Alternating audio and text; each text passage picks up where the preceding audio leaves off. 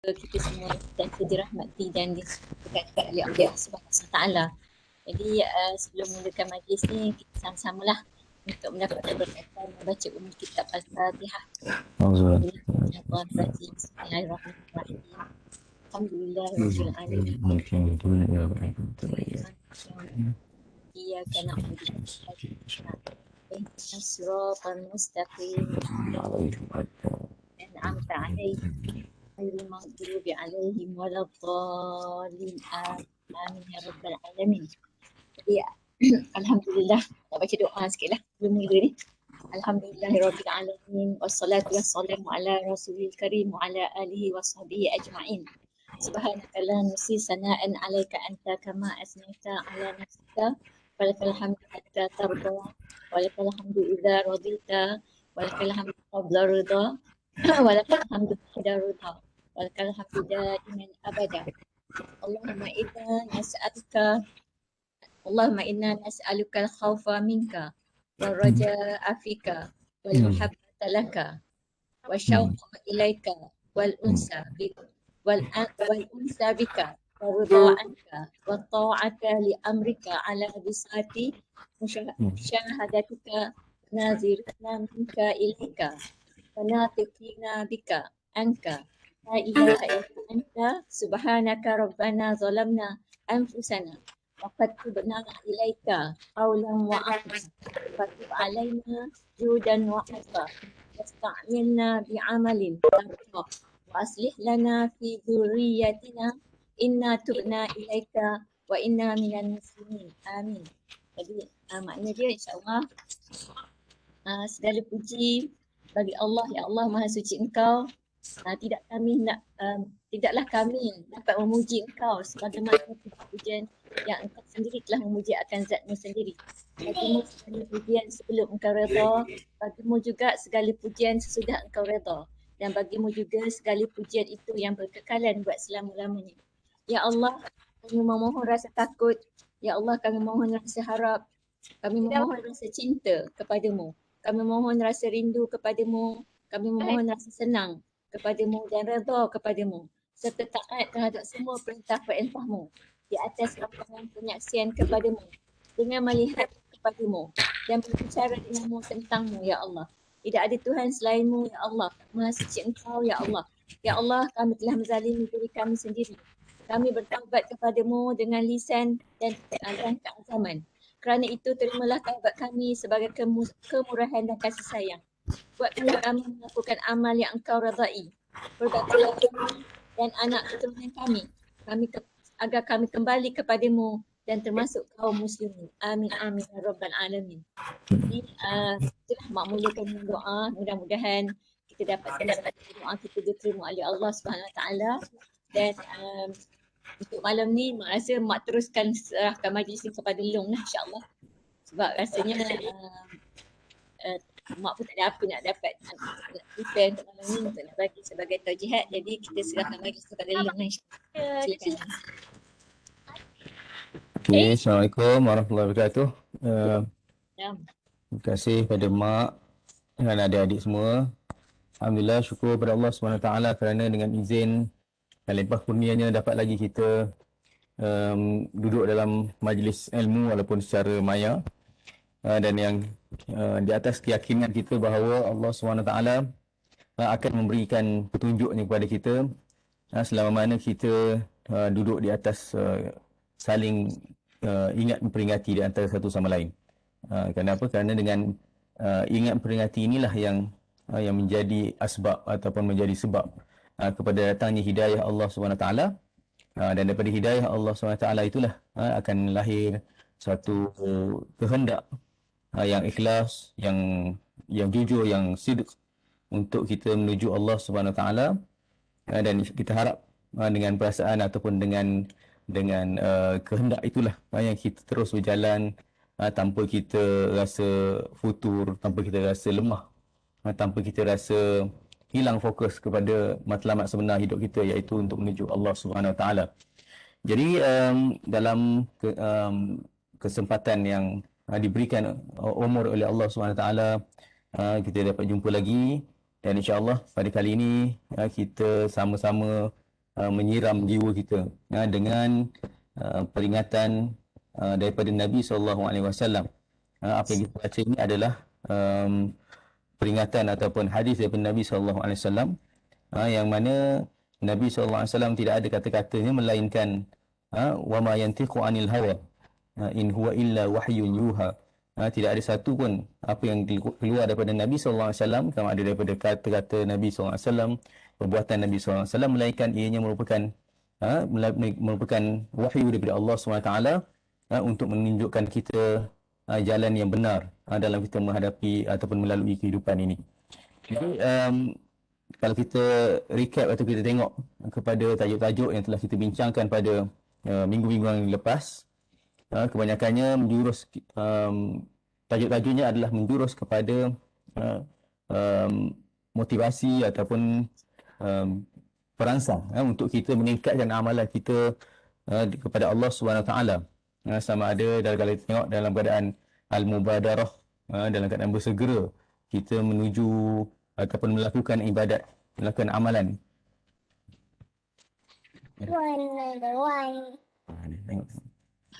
Dan juga kalau kita tengok juga di sana juga ada bab al-mujahadah.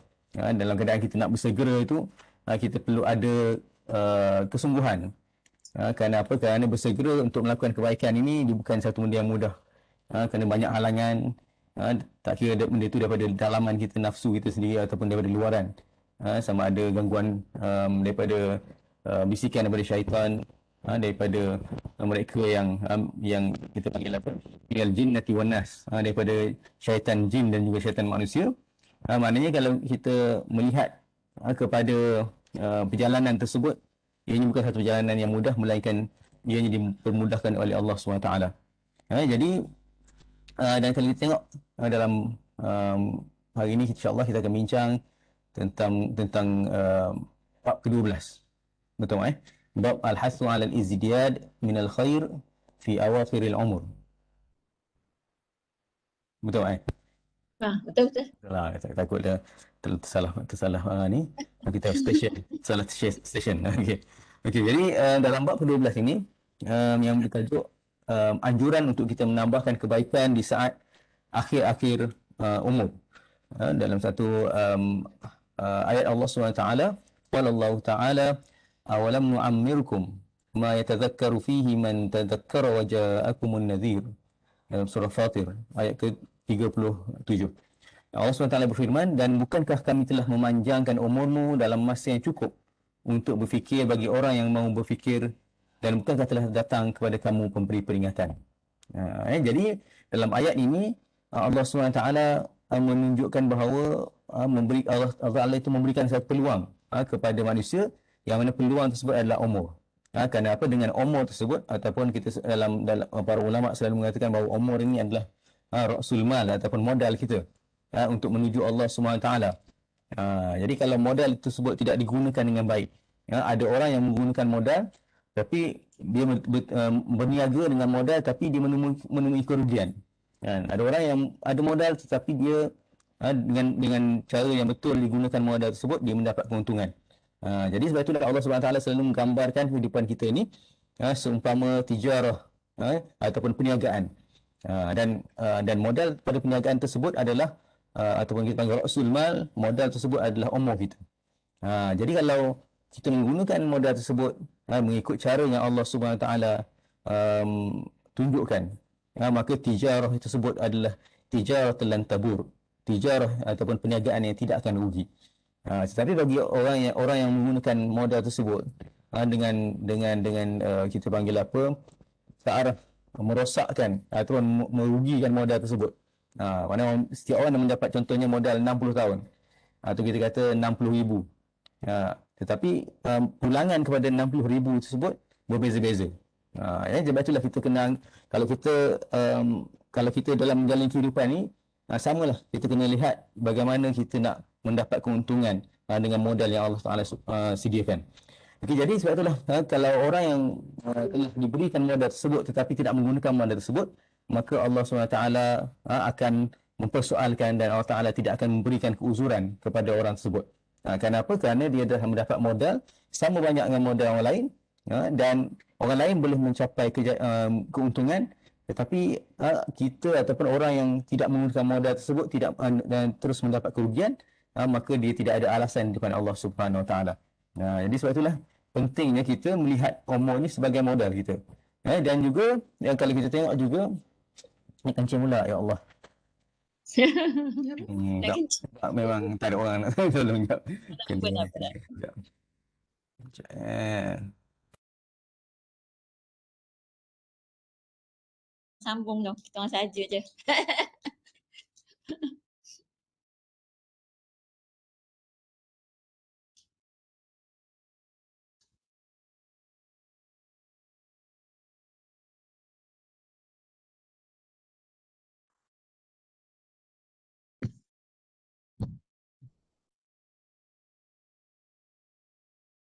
Tak dengar suara Long.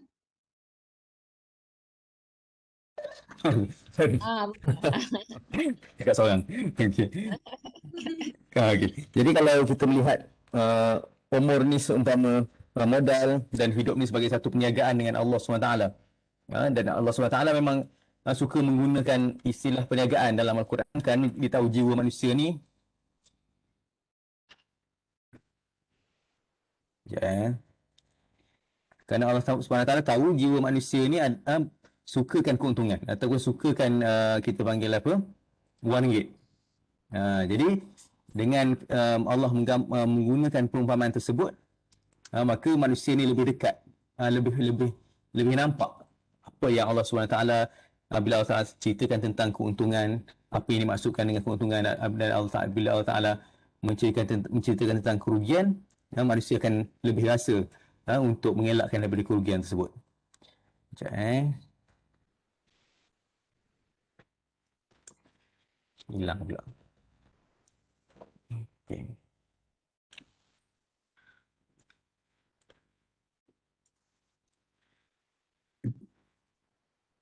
Okey. Jadi merujuk pada kita kembali pada perbincangan dalam kitab ini, qala Ibnu Abbas wal muhaqqiqun ma'nahu awalam nu'ammirkum 60 sanah. Jadi apakah yang dimaksudkan dengan peluang umur yang Allah Taala berikan kepada manusia ini? Yang dimaksudkannya adalah adakah tidak diberikan kepada kamu 60 tahun? Maksudnya spesifik lagi.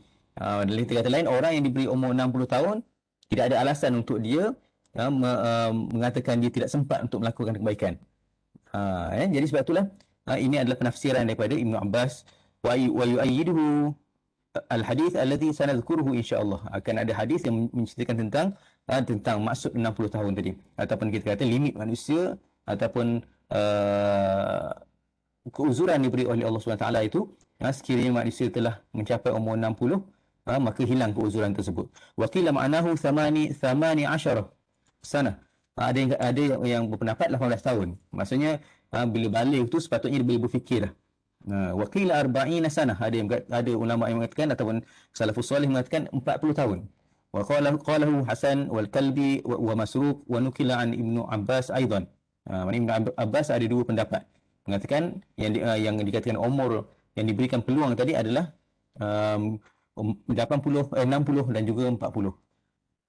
Wa naqalu anna ahli Madinah kan idza balagha ahaduhum 40 sanah tafarraghu lil ibadah. Dan apabila kalau kita melihat bagaimana budaya ataupun sikap ahli Madinah. Ahli Madinah ni maknanya mereka yang terdiri daripada cucu-cucu sahabat. Okey. Mereka ini ketika sampai kepada umur 40 tahun, mereka akan tafarrug, memfokuskan diri mereka, mengosongkan urusan dunia mereka untuk beribadah kepada Allah SWT. Wa qila huwa al-bulugh. Ada yang mengatakan bahawa umur tersebut adalah umur baligh. Wa qawluhu ta'ala wa ja'akum nadhir. Apa maksudkan yang dimaksudkan dengan wa ja'akum nadhir? Telah sampai kepada kamu pemberi peringatan. Dan jumhur ulama mengatakan ya, peringatan tersebut adalah Nabi SAW. Dan ada juga yang mengatakan bahawa peringatan tersebut adalah uban.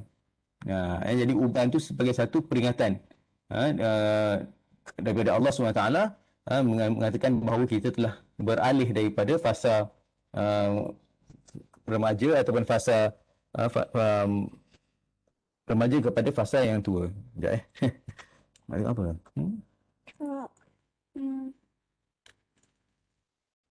Dah ni.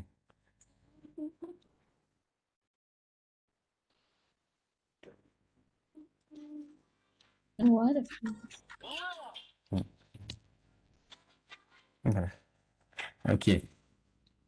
Tapi dia الحديث الأول عن أبي هريرة رضي الله عنه النبي صلى الله عليه وسلم قال أعذر الله إلى امرئ أخر أجله حتى بلغ 60 سنة. Jadi ini menafsirkan kepada hadis ataupun maksud Al-Quran tadi bahawa Allah SWT itu akan memberikan tidak menerima keuzuran seseorang yang telah diakhirkan ajalnya sehingga umur 60 tahun.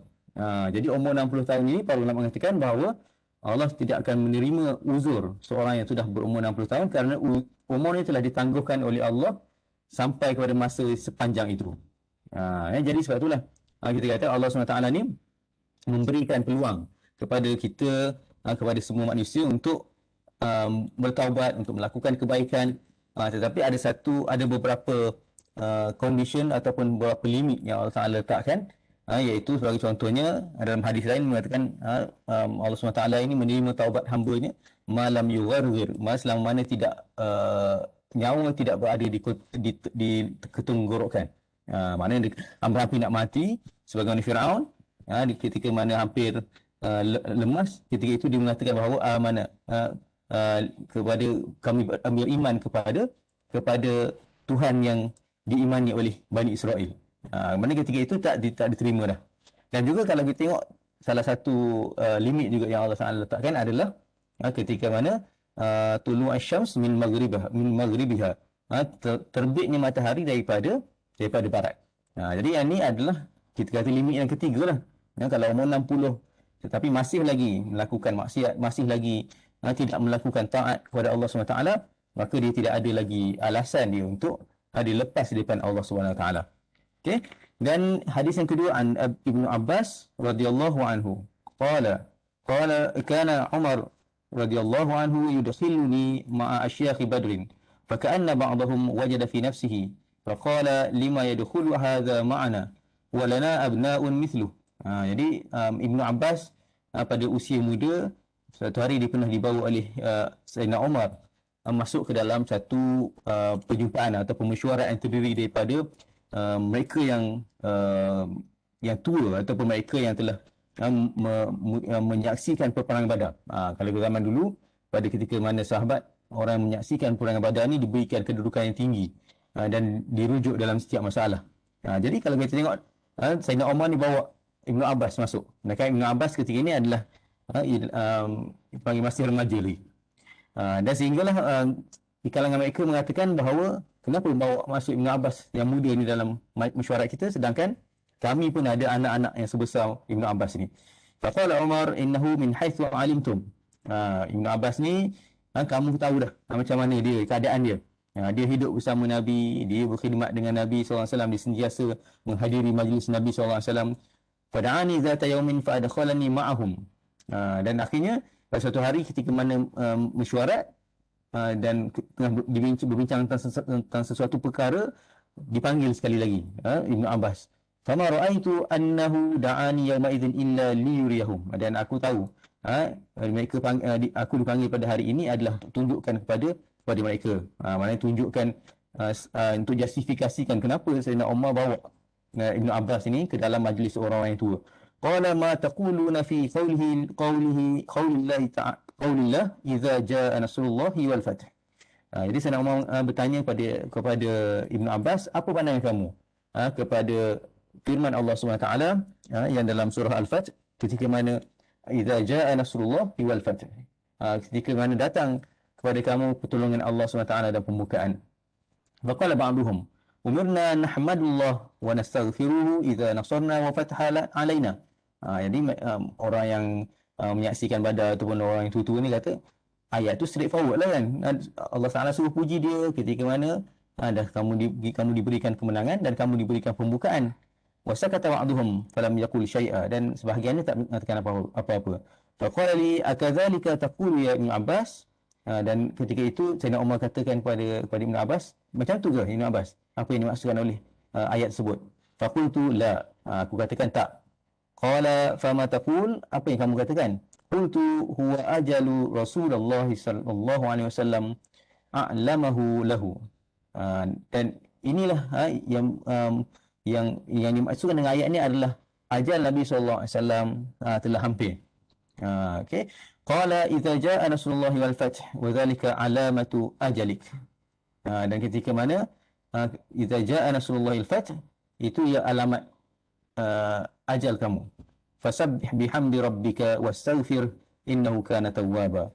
Dan maka hendaklah kamu bertasbih dan memuji Allah Subhanahu wa taala dan memohon ampun pada Allah, sesungguhnya Allah Taala itu Maha mengampun. Faqala Umar radhiyallahu anhu, ma a'lamu minha illa ma taqul. Sebenarnya aku pun tak tahu maksud ayat tersebut melainkan sebagaimana yang diceritakan oleh ataupun ditafsirkan oleh Ibnu Abbas. Okey. Jadi kalau kita tengok dalam hadis ini, bagaimana Ibnu Abbas sebagai seorang yang walaupun muda, tetapi beliau faham apa yang dimaksudkan dengan ayat Allah Subhanahu taala. Sebab itu kalau kita tengok Ibnu Abbas ni antara sahabat yang yang dirujuk oleh para mufassirin, ahli tafsir. Kenapa? Kerana pandangan-pandangan dia itu dia kita panggil apa, dia memahami apa yang dimaksudkan dengan apa yang tersirat daripada hadis, daripada ayat Al-Quran dan juga daripada hadis Nabi sallallahu alaihi wasallam. Dan kemudian kalau kita tengok juga bagaimana ketika mana datangnya ajal ataupun hampirnya ajal Nabi Muhammad sallallahu alaihi wasallam, Allah maka ketika itu Allah Subhanahu wa taala pakai surah. Maka Allah Subhanahu wa taala ketika mana hampirnya ajal Nabi SAW, apa yang Allah Ta'ala suruh ataupun Allah SWT perintahkan, Allah Ta'ala meminta kepada Nabi SAW untuk menambahkan lagi amalan dengan memuji Allah SWT, dengan memohon ampun pada Allah SWT. Sekalipun Nabi SAW itu bukanlah orang yang melakukan dosa ataupun maksum, kita kata. Sebab apa? Sebab Allah SWT memelihara Nabi SAW daripada sebarang dosa, sama ada dosa kecil ataupun dosa besar. Jadi sebab itulah kita katakan sekiranya hampir umur ataupun telah kita panggil telah menghampiri usia yang kita panggil telah lebih daripada umur 40 tahun, maka ketika itu kita digalakkan untuk menambahkan lagi amalan. Hatta Nabi SAW sendiri pun disuruh ataupun diperintahkan oleh Allah SWT untuk meningkatkan lagi amalan di akhir usia baginda sallallahu alaihi wasallam. Al-thalith an Aisyah radhiyallahu anha qala ma shalla Rasulullah sallallahu alaihi wasallam salata ba'da an nazalat ilaihi idza jaa nasrullahi al-fath illa yaqul fiha subhana rabbana bihamdik Allahumma ighfirli. Dan Aisyah radhiyallahu anha mengatakan bahawa tidaklah Nabi sallallahu alaihi wasallam bersolat selepas daripada turunnya ayat tadi dalam surah Idza Jaa Nasrullahi wal Fath ini, melainkan Nabi SAW sentiasa memperbanyakkan menyebut subhanaka, maha suci engkau, Rabbana, Tuhan kami, wa bihamdik, dan dengan pujian bagimu, Allahumma firli, ya Allah ampunkanlah aku. Inilah yang diulang-ulang oleh Nabi SAW setiap kali sembahyang selepas turunnya ayat Idza Jaa Nasrullahi wal Fath. Dan kalau tengok dalam riwayat Sahih Bukhari dan Sahih Muslim disebutkan juga Aisyah radhiyallahu anha, Nabi menyebut subhanaka rabbana wa bihamdik Allahumma firli ini dalam rukuk dan sujudnya. Jadi inilah yang dimaksudkan ataupun yang ditakwilkan, ditafsirkan perintah Allah SWT melalui surah Al-Fath tadi, atau Al-Fath, betul kan? Okey. Dan dalam riwayat Muslim juga disebutkan Rasulullah SAW memperbanyakkan bacaan sebelum wafatnya, bacaan yang samalah, subhanakallahumma bihamdik astaghfiruka wa atubu ilaik. Jadi sentiasa ada tiga perkara ini, iaitu menyucikan Allah, memuji Allah dan juga memohon ampun kepada Allah Subhanahu wa taala. Okey.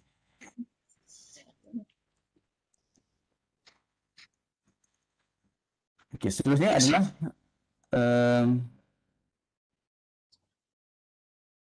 hadis yang keempat, an Anas radhiyallahu anhu qala innallaha taba'a al-wahya ala Rasulillah sallallahu alaihi wasallam qabla wafatihi hatta tuwfiya akthara ma kana al-wahya.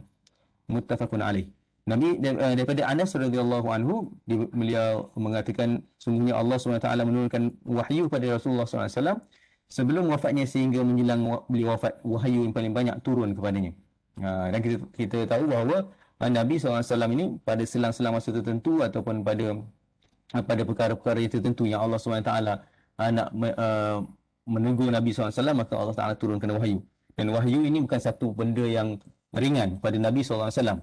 Kata kalau dilihat pada hadis-hadis yang lain, ketika mana turunnya wahyu, Nabi akan berpeluh, hatta tunggangan Nabi SAW itu akan terduduk. Kenapa? Kerana ketika datang wahyu, pada ketika itu para malaikat Jibril akan menyampaikan wahyu daripada alam lain. Jadi ketika itu kita panggil apa, dalam alam zahir kita yang kita duduk ini akan menjadi berat kepada Nabi SAW. Jadi kalau kita tengok dalam hadis-hadis lain, digambarkan bahawa wahyu ini datang dalam keadaan bunyi yang bingit pada telinga Nabi SAW. Jadi ia bukan satu benda yang ringan kepada Nabi SAW. Dan kalau kita tengok dalam hadis ini, Nabi SAW diberi tanda bahawa beliau telah baginda hampir kepada kewafatan adalah dengan banyaknya turun wahyu pada akhir usia baginda Nabi SAW. Menunjukkan bahawa risalah kenabian itu ataupun ajaran Islam itu nak disempurnakan oleh Allah SWT sebelum Nabi Muhammad SAW dipanggil kembali kepada Allah SWT. Al-Khamis an Jabir radhiyallahu anhu qala Rasulullah sallallahu alaihi wasallam yub'atsu kullu 'abdin 'ala ma mata 'alaihi. Daripada Jabir radhiyallahu anhu mengatakan qala Nabi sallallahu alaihi wasallam bersabda, setiap hamba itu dibangkitkan daripada kubur menurut keadaan ketika dia meninggal. Jadi sebab itulah pentingnya kita memperbanyakkan amal pada akhir usia. Kenapa? Kalau akhir usia ni kita katakan telah hampir dengan kematian kita, walaupun kematian itu tidak mengira usia sebenarnya. Kalau kita nak jaga, kita panggil apa, saat khawatim kita. Kenapa? Kerana dalam hadis lain Nabi SAW mengatakan innamal a'malu bil khawatim. Sesungguhnya amalan yang diterima ataupun dilihat oleh Allah SWT itu pada penghujungnya. Jadi sebab itulah penghujung usia ataupun pada waktu hampir dengan kematian itu adalah sangat penting untuk kita memastikan bahawa amalan tersebut adalah amalan yang baik. Jadi tak timbullah istilah kita kata muda dulu dah banyak buat jahat, maka buat benda nak tua-tua ni nak kita panggil nak buat baik lagi. Kadang-kadang kita akan rasa macam tu kan. Kita tengok orang yang pada mudanya dia banyak melakukan maksiat, tapi kita tengok pada usia hujungnya dia banyak melakukan taat. Jadi kita tak boleh rasa macam bahawa dia melakukan tersebut sebagai satu kita panggil apa, dia dah terlambat, dia dah kita panggil apa, tak mampu untuk mencapai apa yang dikehendaki oleh Allah SWT. Walaupun pada usia tua tersebut dia mungkin baru nak baca Iqra, baru nak belajar baca Al-Fatihah, baru nak belajar nak baca Al-Quran, merangkak-rangkak nak baca Al-Quran, tetapi dia sebenarnya ada pada keadaan yang baik sebenarnya, berbanding dengan orang yang mungkin fasih bacaan Al-Qurannya, hafal Al-Qurannya, tetapi akhir usianya fokusnya bukan pada Al-Quran. Maka yang itu lebih menakutkan sebenarnya. Jadi sebab itulah kalau kita tengok orang yang tua yang mungkin yang tidak menguasai ilmu agama, tidak menguasai Al-Quran, kita kata struggling untuk memahami Al-Quran, baca Al-Quran, maka kita sepatutnya merasa lebih teruja, merasa lebih ridhah dalam istilah Arabnya. Kita kena rasa lebih nak berlumba-lumba untuk mendapatkan ataupun melakukan apa yang dilakukan oleh mereka ini. Kenapa? Kerana kita nak capai ataupun nak kejar penghujung tersebut. Kalau kita bayangkan dalam hidup kita ni, kita berlari ataupun berjalan di atas satu laluan, maka siapa yang sampai ke penghujung dalam keadaan yang selamat ataupun dalam keadaan yang baik, itu lebih baik daripada orang yang mungkin pada peringkat awalnya dia berlari dengan pantas, tetapi di penghujungnya mungkin dia berehat ataupun dia berhenti, ataupun mungkin dia tak nak meneruskan perjalanan dan sebagainya. Maka lebih baik orang yang berjalan perlahan-lahan tetapi sampai kepada matlamat dia.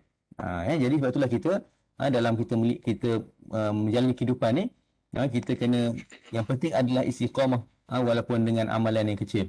Dan kena pastikan lah, kita kena sentiasa refleksi diri kita untuk melihat adakah amalan kita pada setiap hari itu adalah amalan yang semakin baik daripada sebelumnya. Sebab apa? Sebab kita semakin menuju kematian. Maka kalau amalan kita semakin kurang ataupun semakin tidak baik, maka kita khawatir kita akan mati dalam keadaan yang kurang baik berbanding dengan keadaan kita sebelum ni. Sedangkan kita nak mencapai ataupun nak mati dalam keadaan yang lebih baik daripada masa muda kita. Kalau kita mungkin dah berumur macam dah hampir 40 dah. Jadi mesti kita nak mati ataupun kita nak menemui Allah dalam keadaan yang lebih baik pada masa kita umur 20. Takkan kita umur 20, 25 lebih baik, tapi kita umur 40 lagi kurang kan. Mesti dalam jiwa kita, kita nak kesudahan kita tu lebih baik daripada permulaan kita. Jadi sebab itulah pentingnya kita melihat kepada fokus kepada kesudahan kita. Kenapa kita semakin menuju kepada hujung usia kita. Jadi itulah dalam sedikit dalam hadis yang berkaitan dalam kita panggil al-hasu ataupun galakan untuk kita menambahkan amalan kita pada penghujung usia. Dan dalam bab seterusnya dinyatakan ataupun dibincangkan tentang banyaknya jalan kebaikan. Bab fi bayan kasrati turukil khair. Ada lebih kurang ada 20 lebih hadis. Dan banyak juga lah hadis. Kenapa? Kerana banyaknya jalan kebaikan ni, jadi banyaknya hadis yang dibawa dalam topik ni. Tengoklah yang sempat kita akan bincangkan. Qala Allah Ta'ala wa ma taf'alu min khairin fa innallaha bihi alim. Allah SWT berfirman dalam surah Al-Baqarah, dan apa saja kebaikan yang kamu buat, kamu lakukan, maka sungguhnya Allah SWT Maha mengetahui. Jadi apa maksudnya? Maksudnya kita melakukan kebaikan, hendaklah kita lakukan kerana Allah SWT. Kerana Allah SWT, sekiranya kita lakukan kebaikan tersebut dalam keadaan sembunyi, dalam keadaan tidak diketahui oleh orang lain, Allah SWT kata fa innallaha bihi alim. Allah Ta'ala, setiap kali Allah Ta'ala menyuruh pada kita melakukan kebaikan, Allah Ta'ala akan sempurnakan ayat tersebut dengan sesungguhnya aku tahu kau melakukan kebaikan. Itu mana Allah Ta'ala kata dalam kau buat kebaikan nanti ada orang follow, tak ada macam tu. Dalam kau buat kebaikan nanti ada orang tiru, nanti tak ada. Walaupun dalam hadis lain, dalam hadis lain ataupun dalam dalil yang lain, Allah SWT atau Nabi SAW mengatakan bahawa ad-dalu 'alal khair ka fa'ilih. Orang yang melakukan kebaikan ataupun menunjukkan kepada kebaikan itu dia mendapat pahala seperti orang yang melakukan tersebut. Tetapi yang lebih diutamakan adalah bagaimana jiwa kita ketika melakukan kebaikan tersebut. Adakah dalam jiwa kita terselit rasa untuk supaya manusia ni nampak kebaikan kita, ataupun nak rasa Allah SWT melihat kebaikan kita. Jadi Allah SWT fokus dalam ayat ni, hendaklah kamu fokus bahawa aku yang tahu kau melakukan kebaikan.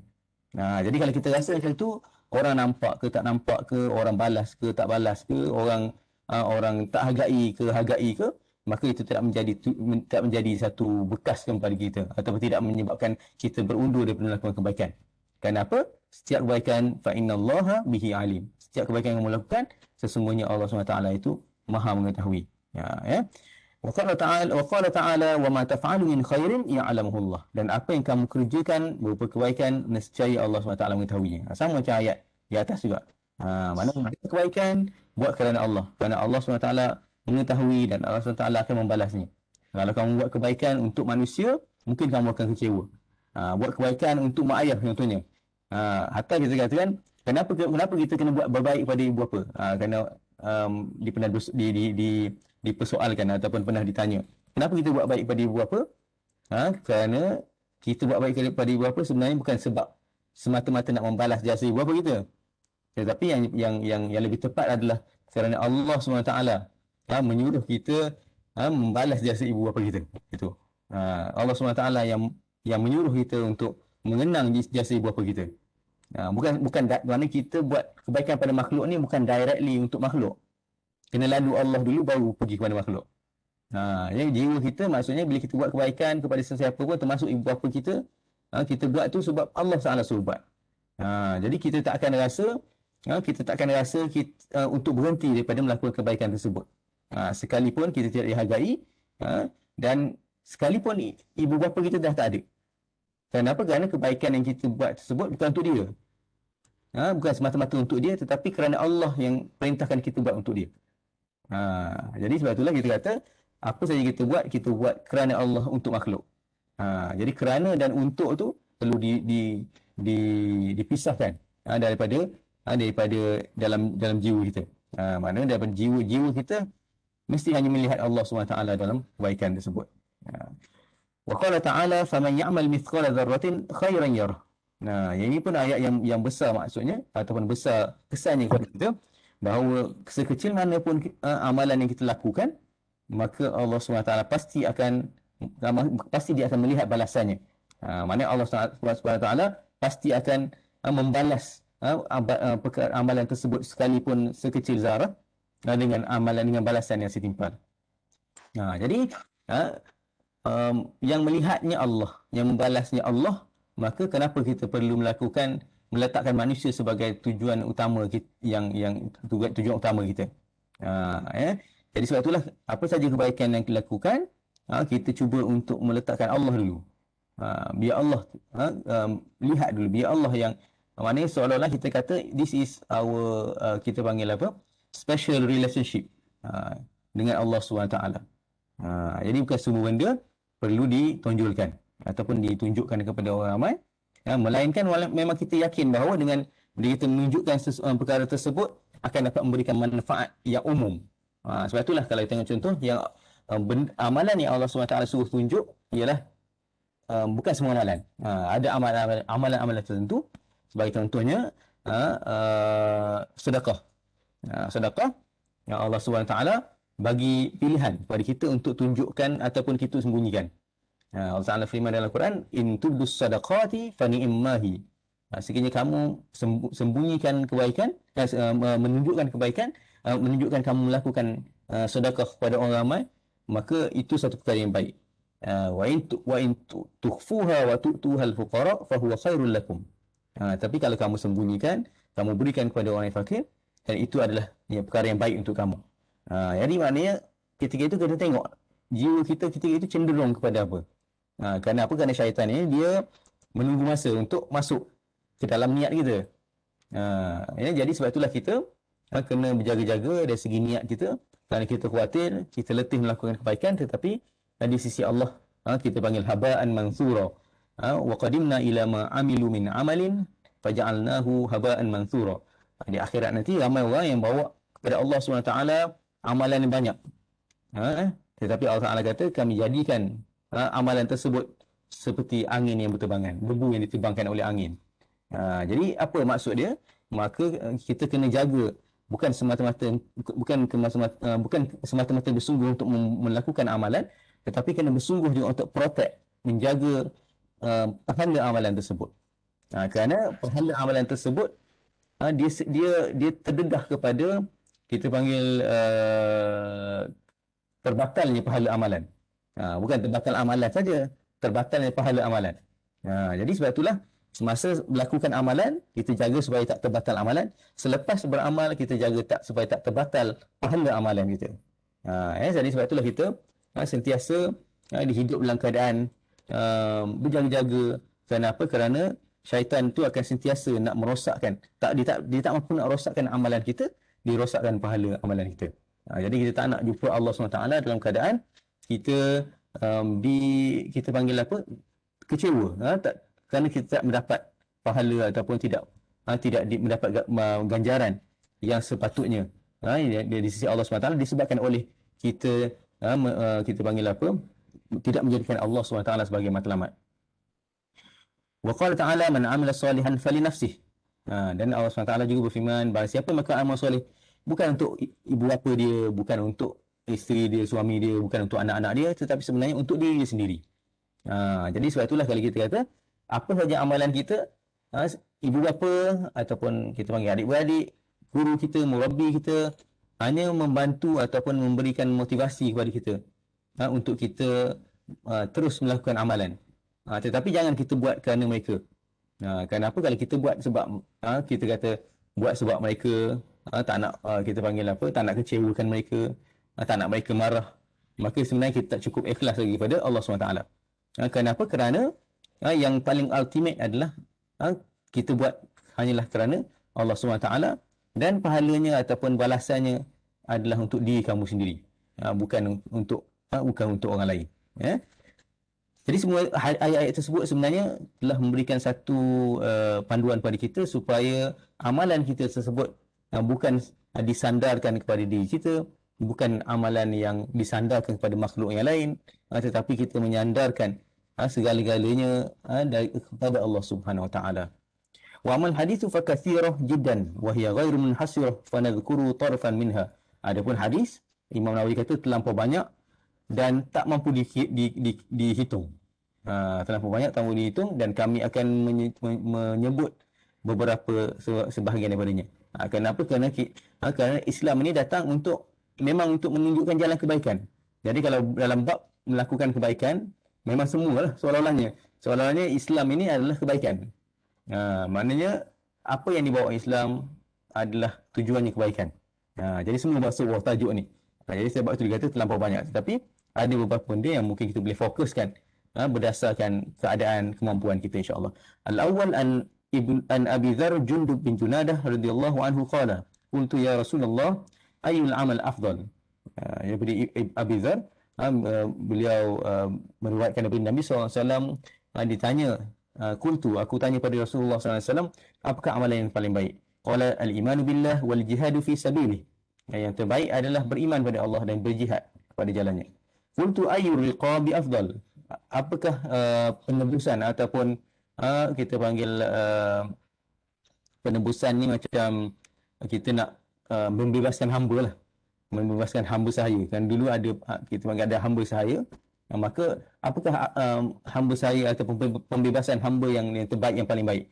Qala anfasuha, yang paling berharga bagi kamu, inda ahliha wa kathraha thamanan, yang paling mahal yang kamu beli. Jadi ketika itu hamba diperdagangkan. Jadi ketika itulah kita tengok Nabi SAW memberikan contoh ni.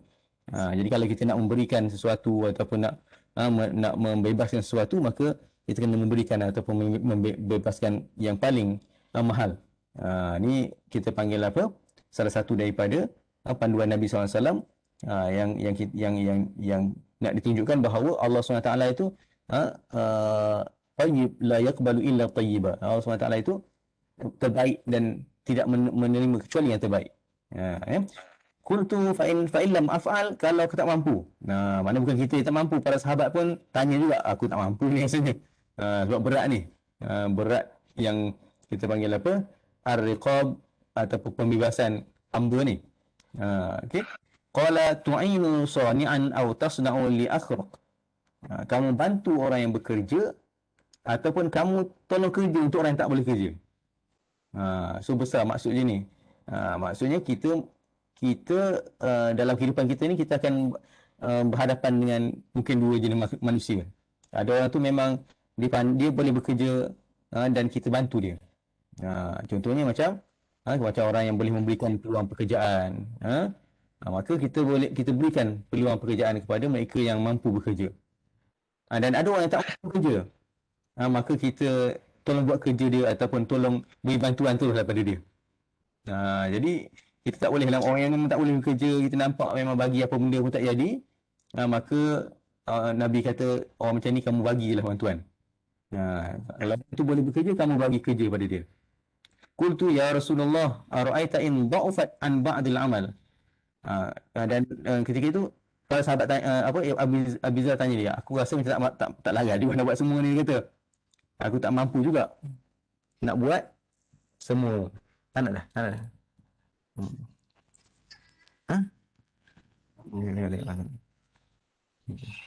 Okey. Jadi Abi Dzar kata aku tak mampu juga nak buat semua ni. Maka Nabi SAW kata, kalau kamu tak mampu, takuffu syarraka 'anil nas fa innaha sadaqatun minka 'ala nafsik. Kau tak mampu nak buat baik, janganlah buat jahat. Sebab apa? Kalau kamu tahan diri kamu daripada buat jahat, maka sesungguhnya itu pun sedekah. Itu dia . Sesungguhnya itu pun sedekah daripada kamu kepada diri kamu sendiri. Maksudnya ni kira yang paling level yang paling bawah. Jadi kita kena kena nampak ataupun kita kena beri gambaran yang jelas bahawa memang setengah orang tu dia rasa dia tak mampu nak buat kebaikan. Dia tak mampu nak buat kebaikan yang banyak. Tak mampu nak buat kebaikan banyak, tak mampu nak berikan benefit manfaat kepada orang lain. Maka apakah yang option yang tinggal? Janganlah buat masalah. Jadi kita tahan diri kita daripada buat masalah, tahan diri kita daripada buat kerosakan. Maka ketika itu pun kita dikira oleh Allah SWT sebagai orang yang bersedekah juga. Nak kata sampai tahap tu, mana kau soalannya kata kalau aku tak boleh buat apa-apa, kalau aku keluar je aku buat maksiat, aku buat kejahatan, aku tidur lah. Dengan niat aku tahan diri aku tidur ni, aku tak nak buat kejahatan. InsyaAllah dapat pahala juga. Tapi takkan nak harapkan pahala tu je kan. Mana sedangkan pahala kebaikan ni terlampau ataupun jalan kebaikan ni terlampau banyak. Jadi tidak ada istilah aku tak mampu untuk bersedekah. Kerana apa? Kerana kita menahan diri kita daripada melakukan maksiat ataupun daripada melakukan kejahatan atau daripada melakukan kerosakan, itu pun dikira sedekah ke atas diri kita sendiri.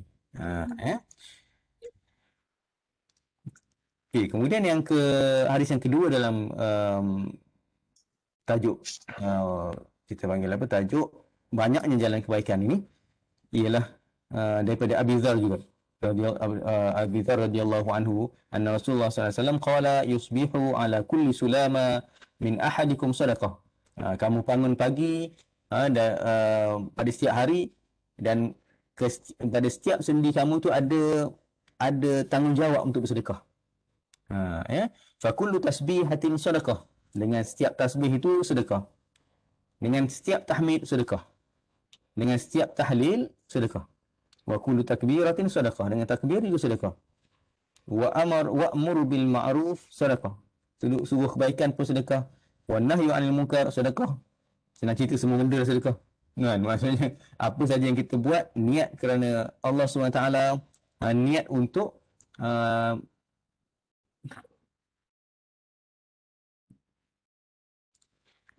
niat untuk sedekah, maka ketika itu dikira sebagai sedekah kepada yang wajib dilakukan ataupun ditunaikan oleh setiap sendi kamu.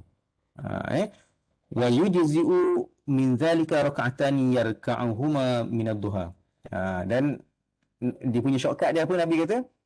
Kamu solat sunat duha 2 rakaat, maka kamu telah menyempurnakan kesemua sedekah-sedekah tadi. Sebab itulah pentingnya kita solat duha walaupun susah. Biasa duha ni dia senang tapi susah. Macam mana cakap? Sebab kita suka, kita rasa tangguh zuhur dah. Biasanya tu lah. Kita senang je buat dia 2 rakaat. Lepas tu waktu pun panjang kan. Daripada pukul 7.30, pukul 8 tu dah boleh buat. Tapi awal sangat lagi kita kata. Jadi pukul 9 tengah sibuk kerja. 10 rehat. Pukul 11 tu rasa nak buat dah. Tapi aku nak gila ni, nak pergi gambar tu ni. Tapi ada sikit lagi kerja. Pukul 12. Lepas tu pukul 12 lebih, kita pun kata, alamak dah lambat dah. Dah makruh ni waktu solat ni. Sebab apa dah matahari dah hampir zuhur dah. Jadi akhirnya sentiasa kita tak solat duha. Jadi kita kena ingat bahawa dengan solat duha ni kita melaksanakan tanggungjawab ataupun sedekah yang dipertanggungjawabkan ke atas setiap sendi kita. Mana sendi-sendi kita ni bukan diciptakan oleh Allah SWT saja dia untuk kita bergerak ke sana sini. Tetapi ada tanggungjawab yang perlu dilangsaikan oleh setiap sendi kita tersebut. Jadi sebab itulah kita kena cubalah apa yang disebut kat sini,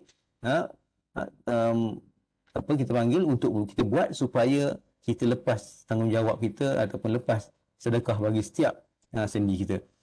Okay, kemudian yang hadis yang ketiga, qala nabiyyu uridat alayya a'malu ummati hasanuha wa sayyi'uha fawajadtu fi mahasini a'maliha al-adha yumatu 'anil tariq wa wajadtu fi masawi a'maliha an-nukha'ah takunu fil masjid la tudfan. Ditunjukkan kepada aku amalan umat aku, sama ada amalan tersebut baik ataupun buruk. Dan aku dapati di antara perkara yang baik adalah dia mengalihkan apa saja yang mengganggu jalan. Maknanya hatta kita panggil apa, mengalihkan batu, tulang disebutkan. Maknanya apa saja sekecil-kecil perkara daripada jalan dengan niat untuk kita mempermudahkan jalan tersebut. Maka untuk kita menjadikan jalan tersebut selamat, mudah untuk orang lain, maka ketika itu dia mendapat pahala yang besar di sisi Allah SWT. Wajadtu fi masawi a'maliha, dan aku dapati di antara amalan yang teruk ataupun yang buruk di sisi Allah ialah kahak yang diludah di masjid dan tidak ditimbun. Jadi kat sini pun kita nampak bahawa kebersihan itu satu benda yang besar di sisi Nabi SAW. Kalau kita tengok orang sekarang ni bukan kahak lagi dibuang daripada kereta, tapi dengan plastik.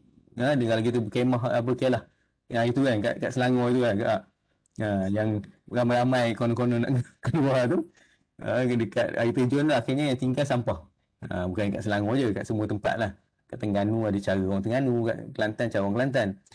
Orang Pahang cara orang Pahang kan. Maknanya dia kurang jaga bab kebersihan ni. Sebab tu benda ni disebut oleh Nabi, sebab benda tu berat. Kecuali orang yang mungkin dah dilatih daripada kecil untuk tidak buat perkara tersebut.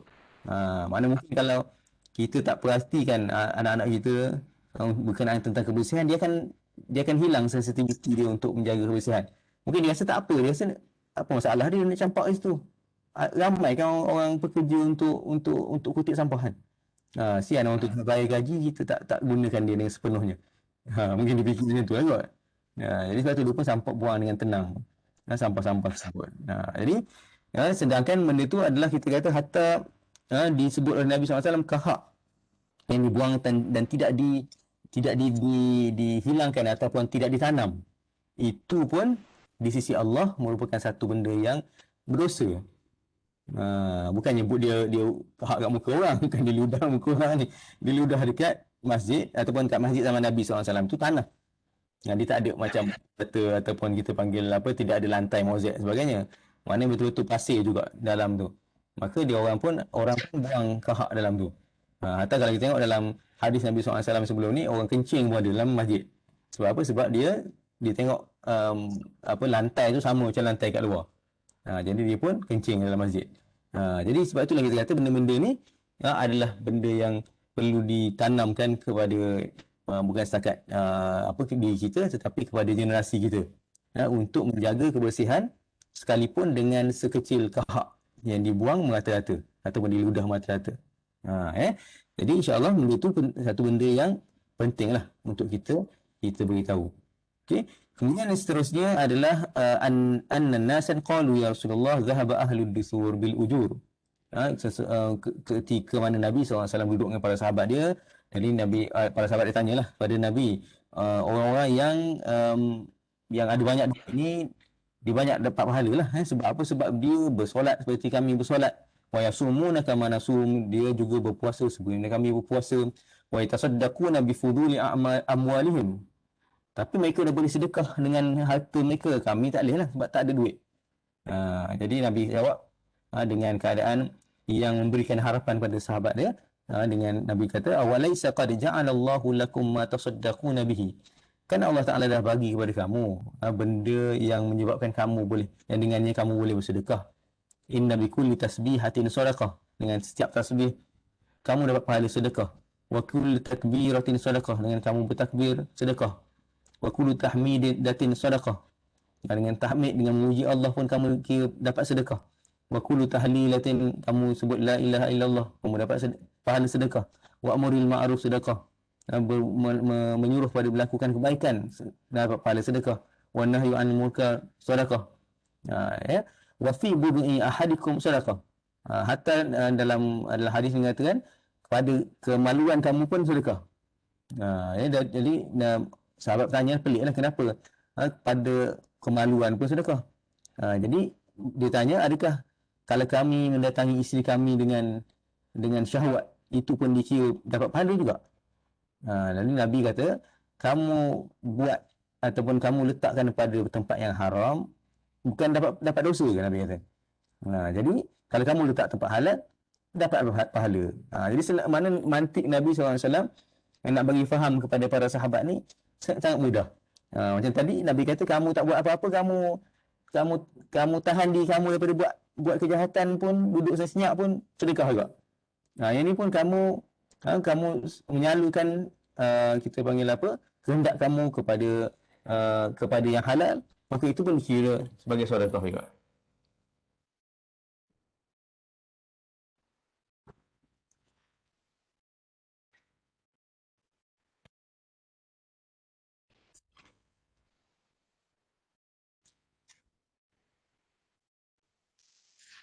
Okey, seterusnya hadis kelima.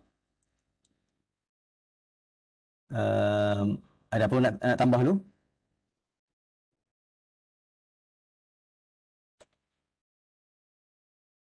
Tolong sambung terus Sambunglah. Sambung Al-khamis anhu qala li Nabi sallallahu alaihi wasallam, Nabi SAW mengatakan kepada aku, iaitu Abu Zar, la tahqiranna minal ma'rufi syai'a walau an talqa akhaka biwajhin taliqin. Jangan kamu meremehkan sesuatu kebaikan. Sekalipun kamu jumpa saudara kamu dengan setakat senyum di muka kamu, dengan wajah yang berseri. Tapi bukan senang juga, walaupun Nabi kata mudah. Kerana apa? Kerana kita pun ada mood kita. Kadang-kadang nak senyum, time kita panggil apa, time tengah tak ada mood, nak senyum pun satu benda yang berat. Jadi walaupun mudah, tetapi tidak mudah. Itulah dalam kita panggil apa, dalam Islam ni, walaupun benda tu sebenarnya mudah, tetapi jiwa manusia tu sentiasa ada alasan untuk tak nak buat, ataupun mencari sebab untuk tidak buat, sekalipun dengan hanya semata-mata tersenyum kepada sahabat yang datang, ataupun kawan-kawan. Jadi sebab itulah kita kadang-kadang kaedah ni mudah. Maksudnya kalau kita rasa benda tu berat, maknanya ketika itu kita kena buat sesuatu yang bercanggah dengannya, dan kalau kita buat benda yang bercanggah dengan kehendak kita pada masa tersebut, insya-Allah benda tu adalah kebaikan. Sebab apa? Sebab biasanya jiwa kita ni dia sentiasa cenderung untuk kepada kejahatan ataupun untuk kerihatan. Contoh dalam isu ni, mungkin nak kita panggil apa, nak senyum pada sahabat pun, pada kawan-kawan kita pun sebenarnya susah. Tetapi Nabi kata jangan kamu rasa dengan senyum kamu yang mudah ataupun yang simple tu satu benda yang tidak dikira oleh Allah SWT. Maksudnya kamu cuba juga untuk senyum, kamu pasti akan mendapat dikira sebagai ma'ruf ataupun kebaikan. Tapi jangan lebih senyum pula, nanti orang kata orang tak betul pula, orang gila pula. Ataupun pada orang yang berlainan jantina pun bahaya juga. Dan as-sadis an Abi Hurairah radhiyallahu anhu qala Rasulullah sallallahu alaihi wasallam, kullu sulama minan nasi alaihi sadaqah. Ini macam hadis tadi. Pada setiap sendi manusia itu ada sedekah yang perlu dilaksanakan setiap hari. Kullu yaumin tatlu'u fihi syamsu. Pada setiap hari, setiap pagi, sebenarnya kita kena ingat pada setiap sendi kita tu adalah ada sedekah yang perlu kita laksanakan. Ta'dilu baina itsnaini sedekah. Kamu mendamaikan di antara dua orang yang bergaduh ataupun kita panggil apa, yang bermasam muka, maka itu pun dikira sedekah. Kamu membantu seorang untuk menaiki kenderaan dia, itu pun dikira sedekah. Fatahmiluhu 'alaiha atau tarfa'u lahu 'alaiha mata'ahu sedekah. Maksudnya tadi kamu tolong dia naik, ni kamu tolong naikkan barang dia. So semua tu sedekah. Wal kalimatu thayyibah sedekah. Cakap benda baik sedekah juga. Setiap jalan, setiap langkah yang kamu berjalan kepada solat dikira sedekah juga. Wa tumitatul adza 'anil tariq sedekah. Kamu menghapuskan sesuatu yang mengganggu di jalanan, itu pun dikira sedekah. Warahu Muslim aidan min riwayah Aisyah, daripada riwayat Aisyah, innahu khuliqa kulli insan min bani Adam ala 60 wa 300 mifsal. Dijadikan anak Adam ini ada 360 sendi. Faman kabbarallah wa hamidallah wa halallah wa sabbahallah wa astaghfarallah wa azala hajaran an tariqin nas aw syaukaha wa 'azman an tariqin nas aw amar ma'ruf aw nahy an munkar adada 60 wa 300 fa innahu yumsi yawma idzin wa qad zahzaha nafsahu 'anil nar. Jadi kalau ni seolah-olahnya lebih detail lagi. Dikata 360 sendi, maka cubalah untuk buat sebanyak-banyaknya kebaikan. Kalau boleh 360 kebaikan juga. Sebab apa? Sebab dengan bilangan tersebut ada 60 wa 300, sesungguhnya Sayyidina Aisyah meriwayatkan kalau kita berjaya buat 360 kebaikan dalam kehidupan kita setiap hari, maka kita dijauhkan daripada api neraka. Jadi esok bolehlah kena start tulis kebaikan kita. Daripada bangun pagi baca doa setiap kali, kalau nak cepat baca 360 kali zikir, selesai kot. Ataupun macam Nabi kata tadi, solat duha. Jadi besar kan, sebab tu kita nampak besar solat duha ni, sebab aku mungkin tak mampu nak buat kebaikan lain kan. Sebab solat duha ni selesai dah Nabi kata. Maksudnya dah selesai dah hutang kita dengan Allah SWT. Jadi dengan 5 minit solat, insya-Allah. Jadi kita pun insya-Allah pun sama-sama lah nak dapat kekuatan juga. Insya-Allah kita baca ni, kita cuba kita dapat kekuatan lah. Sebab kita selagi itu tak lepas hutang kita dengan Allah SWT. Kalau rasa boleh buat 360 kebaikan, buatlah. Kalau tak mampu, solatlah duha 5 minit, insya-Allah. Okey. As-sabi' hadis yang ketujuh, anhu daripada Abi Hurairah radhiyallahu anhu, an-nabi sallallahu alaihi wasallam qala man ghada ila al-masjid aw raha a'adallahu lahu fil jannah nuzulan kullama ghada aw raha.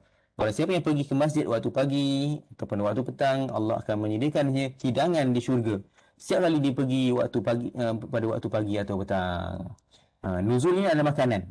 Nanti mak cerita pada long, mak mimpi abah ada banyak makanan kat syurga kan.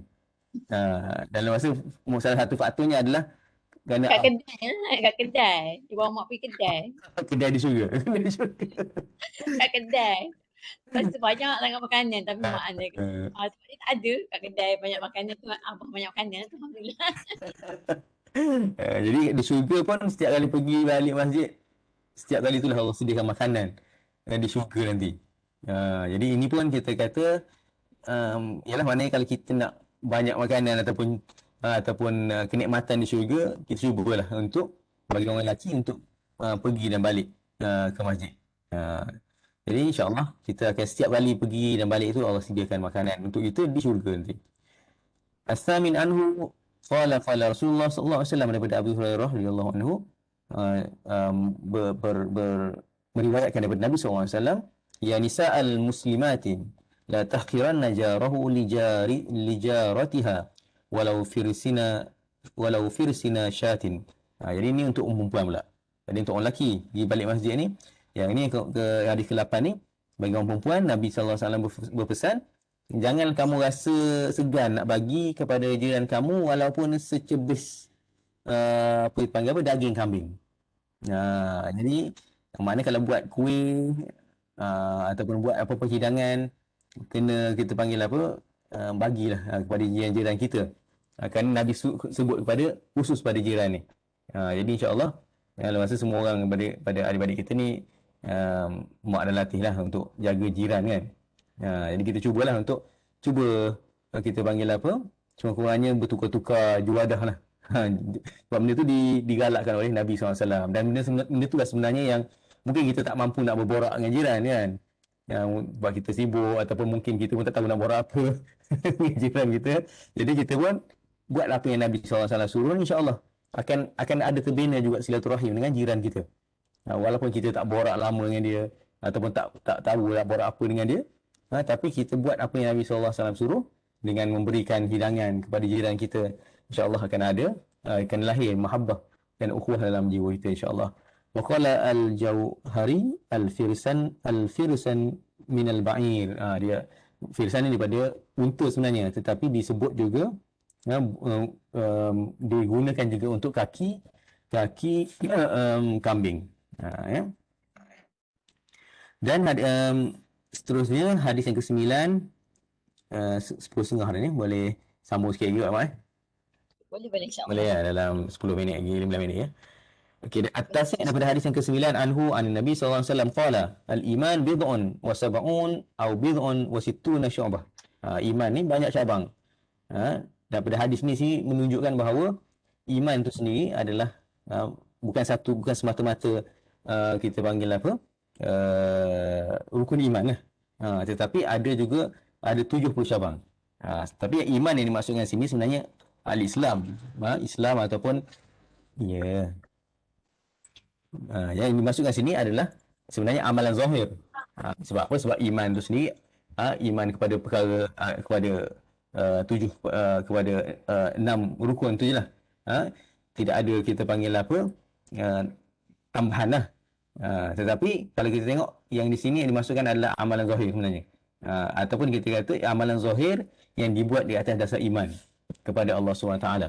Bid'un wasituna wasab'un au bid'un wasab'un au bid'un wasituna, 60 lebih atau 70 lebih cabang Nabi kata. Fa afdaluha qaulu la ilaha illallah. Ini adalah asas kepada iman dan yang paling afdal, iaitu menyaksikan bahawa tiada Tuhan selain Allah SWT. Dan yang paling rendah adalah imatatul adza anit tariq. Jadi banyak dalam hadis-hadis ni kalau diceritakan tentang kebaikan, mesti dicerita tentang imatatul adza anit tariq. Betapa Nabi SAW nakkan setiap umat Islam ni sentiasa mempermudahkan orang lain, ataupun sentiasa walaupun tak ada orang pun nak lalu jalan tu, tetapi kita concern, kita prihatin kalau akan ada orang nak lalu jalan tu, akan mudah kalau aku alihkan benda ni. Maknanya bukan semata-mata kita panggil jalan yang sibuk. Nanti esok malam tak boleh lagi. Malam tak boleh lagi, Nanti tak tidur. Tak boleh. Tak boleh. Oh, minta bagi. Ni bambu. Jadi ya. Nanti cakap sekejap. Boleh kita tak boleh. Boleh. Baring lah. Boleh lah Nawal. Tadi nak cakap Nawal. Kejap je. Nak ajar. Pakcik nak ajar orang. Baring kat Walik. Baring dulu. Baring akan ribu. Sana dulunya. Boleh? Lagi Kejap. Boleh cakap Wan sekejap, boleh? Boleh, Nawal baik kan? Baik, Boleh cakap Wan sekejap, lagi kejap. Bagus je. Okay, jadi kita tengok Nabi selalu sebut secara spesifik berkenaan tentang mengalihkan gangguan di atas jalan. Jadi sebab itulah kalau kita tengok pentingnya kita untuk memikirkan ataupun prihatin kepada keadaan orang lain walaupun keadaan tersebut masih belum berlaku lagi. Maknanya orang tak lalui jalan tu, tapi kita dah anticipate, dah jangka dah kalau ada benda ni akan menyusahkan orang lain, maka kita alihkan perkara tersebut. Besarnya pahala di sisi Allah SWT. Wal haya' syu'batun minal iman, dan malu itu sendiri adalah cabang daripada keimanan. Jadi malu ni kalau kita tengok besar, maksud dia bukannya semata-mata malu macam orang Melayu malu nak ke depan, malu nak menjawab soalan. Malu yang dimaksudkan sini adalah kita panggil malu dia untuk melakukan kejahatan, untuk melakukan maksiat. Jadi kita rasa malu, kita rasa macam kalau kita buat ni maka kita hilang kita punya maruah kita. Jadi itulah adalah malu yang kita maksudkan, yang dikatakan al-haya' syu'batun minal iman, ataupun sebahagian cabang daripada keimanan itu. Dan hadis yang ke-10, anna Rasulullah sallallahu alaihi wasallam qala bainama rajulun yamshi bi tariqin ishtadda alaihi al-'atash fawajada bi'ran fanazala fiha fasharab. Ini hadis yang biasa dalam cerita yang kita biasa dengar lah, yang kita pernah dengar ketika mana berlaku pada zaman Bani Israel. Dia berjalan di tengah padang pasir, kemudian dalam keadaan lapar dan keadaan dahaga, dia jumpa satu telaga. Summa kharaja, dan kemudian dia minum dalam telaga tersebut dan dia keluar. Dan bila dia keluar, dia jumpa seekor anjing yang sedang yalhath ya'kulus thara. Dia mengeluarkan lidah dia dalam keadaan makan tanah sebabkan oleh dahaga yang terlampau sangat. Faqala rajul laqad balagha hadzal kalbu min al-'atash mithlu alladhi kana qad balagha minni fanazala al-bi'r. Dia pun bila dia naik atas, dia terfikir, dia tengok anjing tu, dia rasa anjing ni lapar macam anjing ni dahaga macam aku dahaga tadi juga.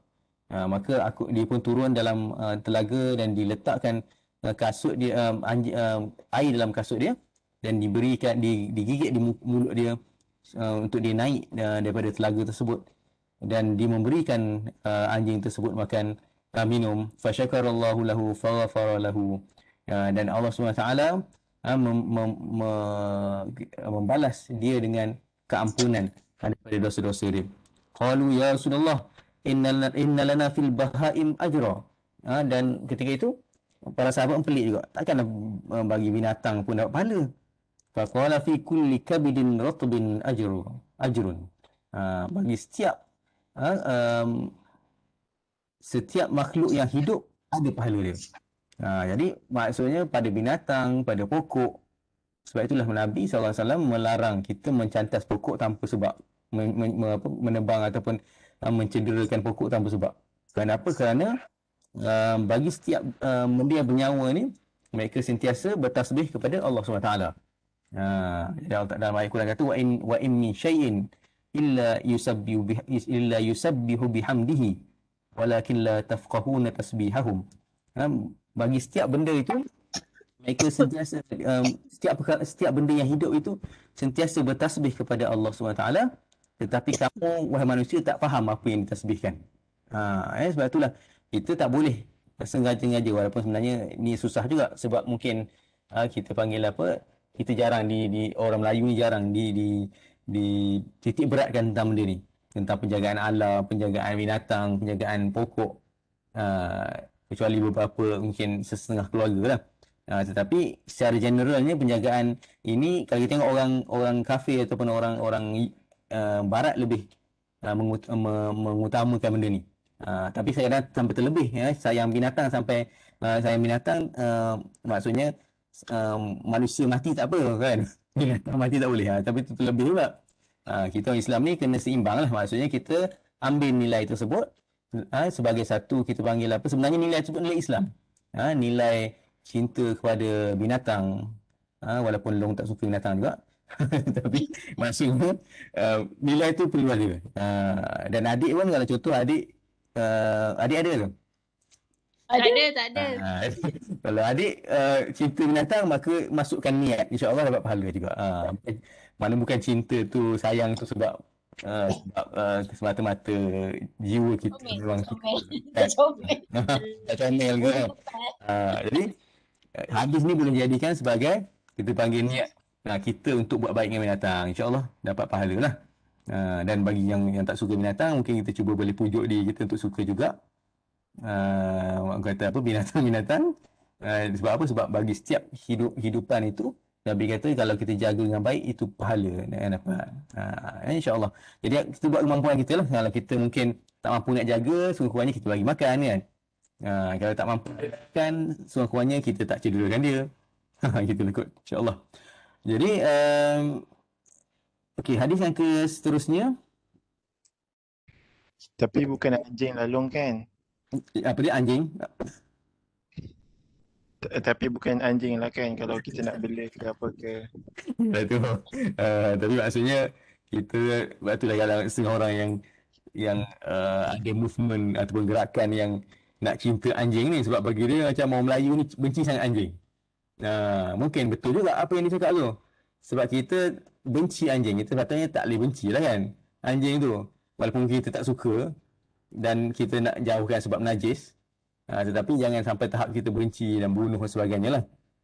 Jadi kalau sampai tahap tu, berdosa lah, mana bukan daripada ajaran Islam juga. Tapi tak sampai peluk anjing, yang program peluk anjing tu dah jadi lain pula tu. Nak sebab nak datangkan, nak hilangkan kebencian sampai kena peluk anjing tu pun bukan ajaran Islam jugalah. Okay.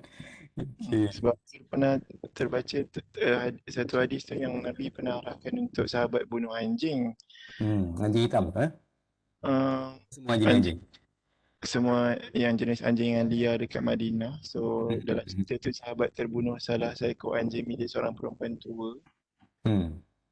Maksudnya makna kata kalau arahan untuk membunuh anjing tu datang daripada ulul amri, maksudnya benda tu taklah termasuk dalam kita tidak menyayangi binatang dan sebagainya. Dia lebih kepada maslahat umum masyarakat lah. Kalau anjing gila apa kan, mereka nak siom juga, nak peluk-peluk lah.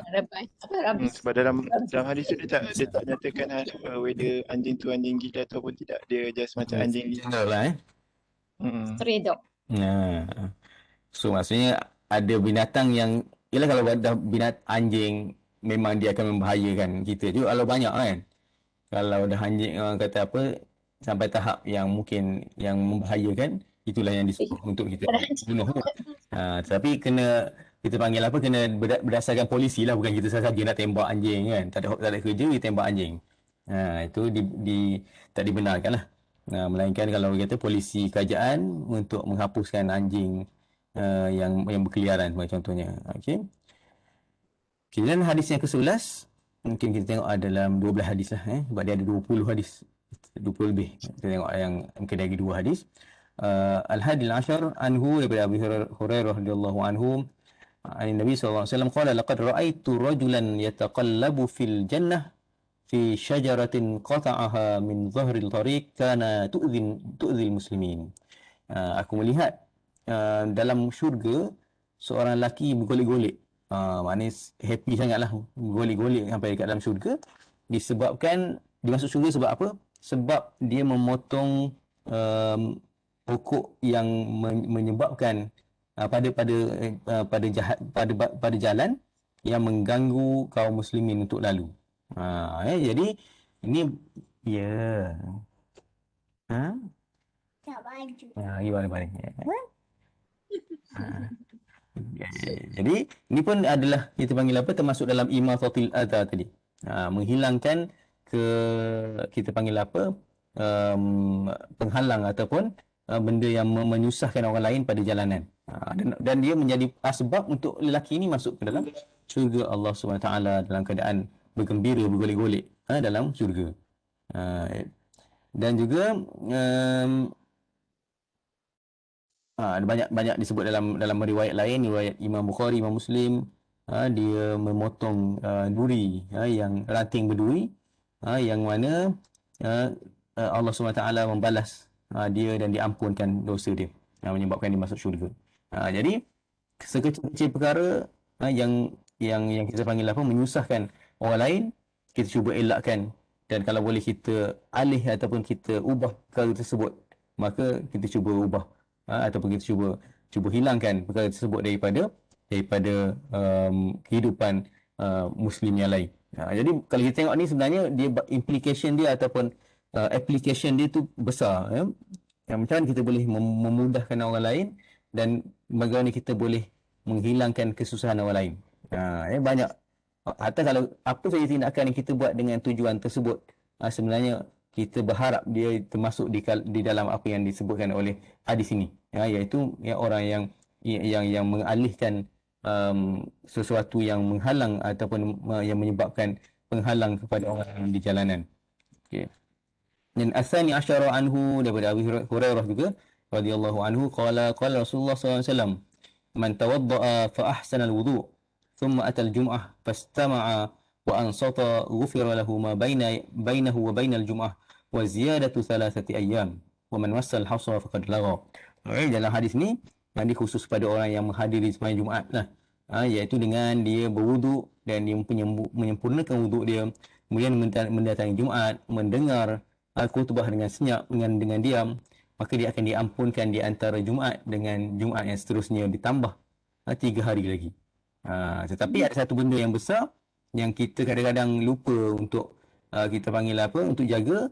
Nabi kata waman masal hasa, barang siapa yang pergi dengar khutbah tapi dia main dengan batu-batu, maka dia telah menghilangkan semua fadilat tersebut.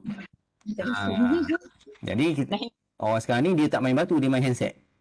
Itu pun dia menghilangkan pahala. Jadi benda tu sebab tu kita kata dia benda ni besar pahalanya, tapi dia boleh hilang dalam masa kelip mata dengan sekecil benda.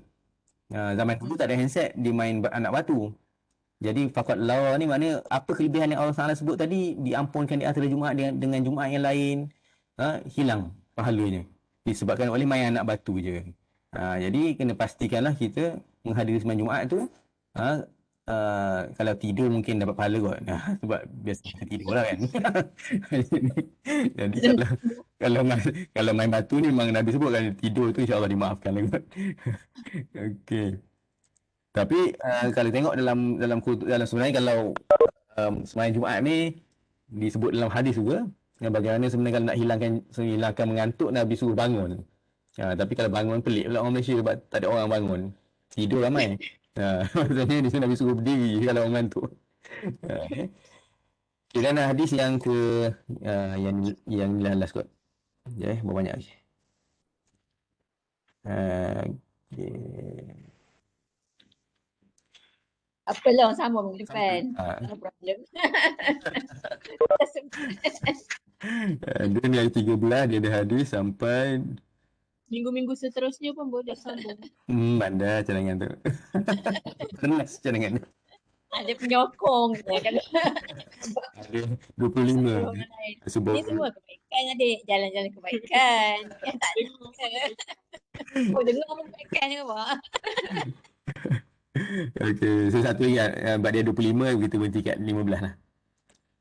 Okey, so kebaikan yang seterusnya adalah kebaikan yang ni untuk semua orang lah, perempuan, lelaki semua, iaitu hadis daripada Abu Hurairah juga meriwayatkan daripada Nabi SAW, as-salawatul khams wal jum'ah ila al-jum'ah wa ramadan ila ramadan mukaffiratin lima bainahunna idza jtunibatil kaba'ir. Solat di antara solat 5 waktu di antara Jumaat kepada Jumaat, Ramadan kepada Ramadan, menghapuskan semua perkara, semua dosa kecil, selama mana dia menjauhi dosa besar. Sebab itulah kita perlu kita panggil apa, menghayati, kita panggil apa, setiap ibadat kita tu. Walaupun kita kata mungkin kita hanya mampu solat fardu. Kenapa? Kerana solat fardu di antara solat fardu dengan solat fardu yang lain pun diampunkan dosa kita. Contohnya seperti Ramadan kepada Ramadan. Tak mampu puasa lain, mampu puasa Ramadan je. Maka di antara Ramadan kepada Ramadan pun diampunkan dosa di antara kedua-dua Ramadan tersebut. Dengan syarat kita jauhi daripada melakukan dosa besar. Sebab itulah kena ada ilmu juga tentang dosa besar ni. Supaya kita tak termasuk dalam dosa besar. Kadang-kadang dosa besar ni dosa tu besar tetapi nampak kecil. Sebab itulah yang dalam hadis yang kita pernah tengok sebelum ni, di antara perkara yang kita kata yang kita tak terbayang di akhir zaman ni ialah yusbihur rajulu mu'minan wa yumsi kafiran. Dia pagi Islam, petang kafir. Petang kafir, pagi kafir, petang Islam. Sebab apa? Dia tak tahu apa benda yang membatalkan syahadah dia. Sebab tu kata pentingnya ilmu, apa yang membatalkan syahadah, ilmu apa yang dianggap dosa besar. Ada hadis mengatakan 7 dosa besar. Kita tengok Imam Az-Zahabi dia buat kitab Al-Kabair. Saya ada kat rumah mak kan. Kitab yang cerita tentang dosa besar. Jadi bukan 7 je, ada lebih lagi sebenarnya. Dosa-dosa besar. Jadi kalau kita dapat menjauhi dosa-dosa besar tersebut, kita akan diampunkan setiap saat kita. Kalau kita di antara solat kepada solat, di antara Jumaat kepada Jumaat, di antara Ramadan kepada Ramadan, diampunkan dosa kita. Hatta kalau kita contohnya hadis seterusnya pula lah. Maksudnya hadis ke-15 daripada Nabi SAW, adakah tak nak tunjukkan kepada kamu satu benda yang menghapuskan dosa kamu dan meningkatkan darjat kamu? Apa dia? Sahabat tanya. Ambil wuduk. Ambil wuduk ataupun sempurnakan ambil wuduk kamu di atas makarih pada waktu sulit. Biasa pada waktu subuh lah, kita tengah mengantuk, tengah sejuk kan. Jadi benda tu sulit. Kalau di luar negara mungkin lagi nampak lah. Dengan sejuk dia macam kita kata mencocok kan tulang kita. Tapi kita ambil wuduk juga, maka kita kena yakin bahawa itu adalah penghapus dosa kita. Dan juga banyaknya berjalan ke masjid. Wantizar solah ba'da solah, dan menunggu solat kepada solat yang lain. Itu adalah ribat ataupun pengikat. Kita panggil apa? Jiwa kita kepada akhirat. Jadi itulah yang kita kata banyak perkara yang menghapuskan dosa kita. Tetapi kita perlu ada ilmu lah. Sebab apa? Sebab macam yang sebut tadi, ilmu-ilmu yang berkaitan dengan apa yang membatalkan akidah, apa ilmu yang apa yang dikatakan sebagai dosa besar. Sebab apa? Sebab perkara-perkara tersebutlah yang kalau kita tak tahu, kita akan terjerumus dalam perkara tersebut. Dan akhirnya kita tak diampunkan lah di antara solat, di antara Jumaat, di antara Ramadan. Sebab apa? Sebab kita buat dosa besar yang kita rasa benda tu tak besar pun, tapi sebenarnya hakikatnya dia adalah dosa besar. Sebab itulah kita perlu ada keilmu tentang perkara tersebut. Jadi masa untuk kita panggil apa, cukup lah untuk bincangan kita minggu ni, Mak. Ke nak Okey okey. Okey.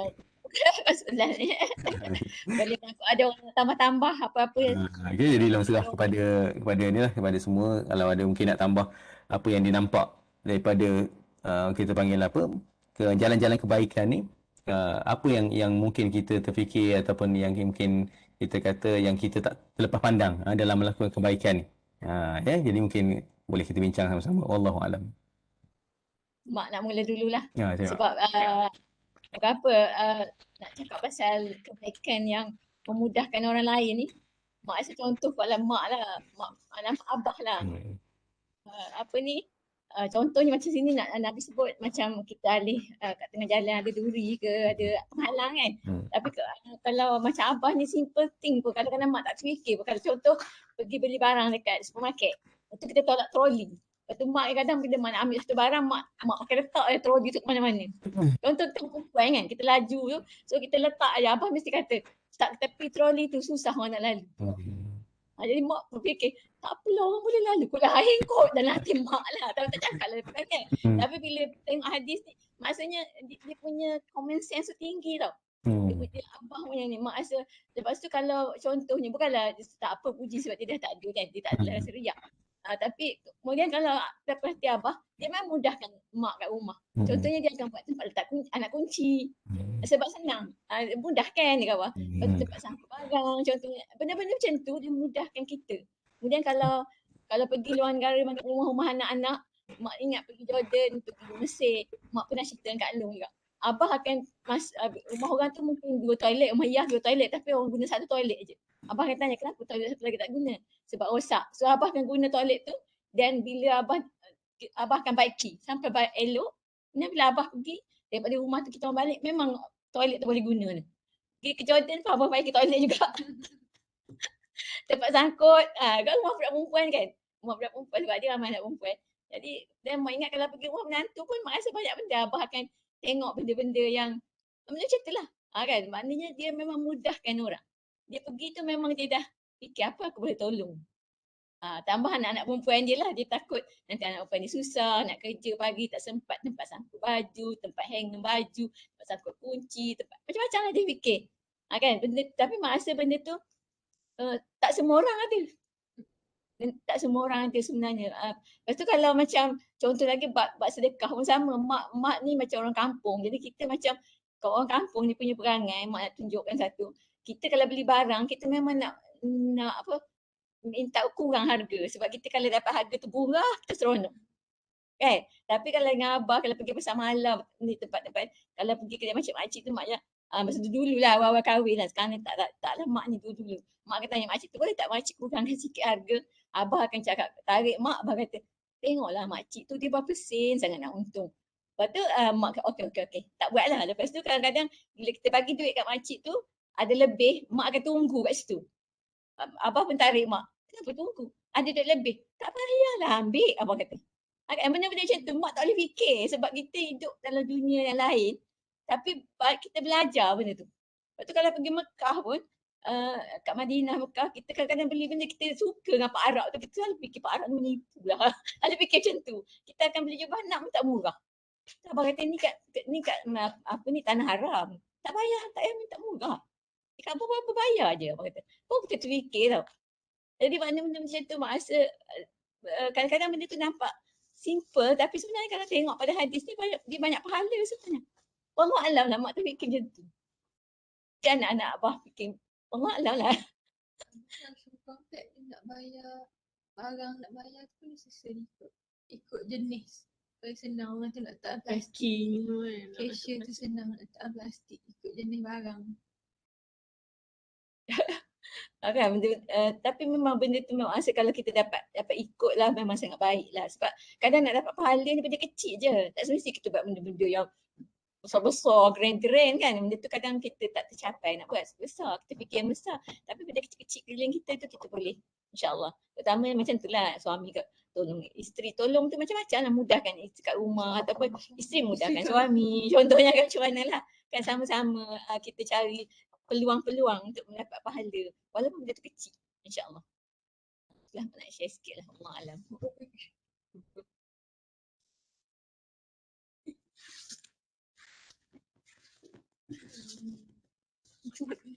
Lepas tu tadi Long, pasal yang mula-mula hadis yang mula tadi, yang apa bab yang 12 tadi. Dia kata macam umur 60 tu macam Allah dah bagi, macam Allah tak maafkan lah kalau orang umur 60 ni buat salah lagi sebab Allah dah bagi masa kan kat dia.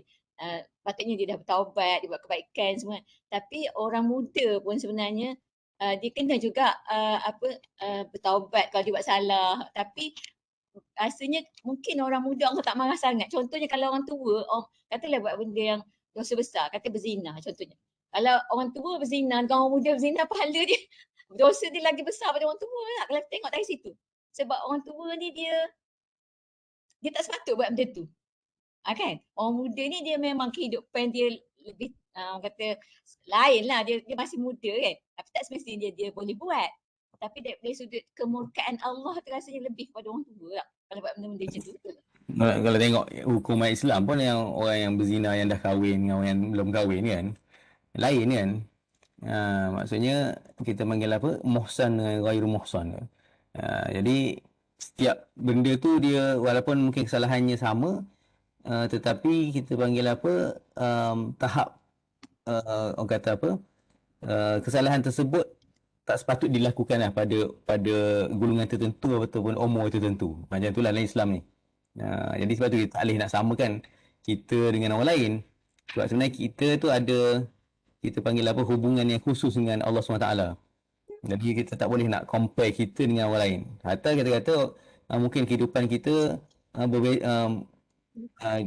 yang akan dipersoalkan oleh Allah SWT pada kita tu berbeza dengan apa yang akan dipersoalkan oleh Allah Ta'ala pada orang lain. Berdasarkan nikmat yang Allah bagi, kemudahan yang Allah bagi. Jadi sebab itulah dalam contoh yang umur ni pun sama. Orang yang muda yang mungkin dia mati dalam keadaan dia masih buat maksiat lagi. Dia kita kata apa, dia sebenarnya kalau tengok dalam ini ialah dia panggil apa, dia punya hujah dia ataupun dalil kejahatan dia tu kurang. Bukti kejahatan dia tu kurang. Berbanding orang yang Allah Ta'ala dah bagi bermacam-macam nikmat dalam kehidupan, Allah Ta'ala dah bagi kita panggil apa, kesempurnaan dalam kehidupan, tapi dia masih memilih maksiat. Bezanya tu. Jadi tetapi kalau orang yang, sebab tu salah satu golongan yang dilindungi ataupun dipayungi oleh Allah SWT di akhirat ni adalah orang muda yang hidup dalam keadaan kita panggil apa, qalbu mu'allaqun bil masajid. Maknanya orang muda yang jiwa dia sentiasa nak pergi ke masjid ataupun nak beribadah. Sebab apa? Sebab cabaran dia berbeza-beza. Orang tua memang majoriti pergi masjid kan, tak saya suruh pun pergi masjid. Tapi orang muda cabaran banyak nak pergi masjid ni. Kalau mungkin pada peringkat muda yang tak ada tanggungan, dia mungkin lebih mudah. Tapi bila dia ada tanggungan, dia muda lagi tapi ada tanggungan anak dan sebagainya, dia betul baru nampak susah nak pergi ke masjid tu. Jadi setiap umur, setiap kita kata setiap apa yang dilalui dalam kehidupan tu berbeza-beza, dan Allah SWT akan treat berbeza berdasarkan apa yang dia dah beri pada orang tu. Berdasarkan nikmat yang diberikan, berdasarkan kemudahan yang diberikan kepada orang tertentu tu. Wallahu a'lam.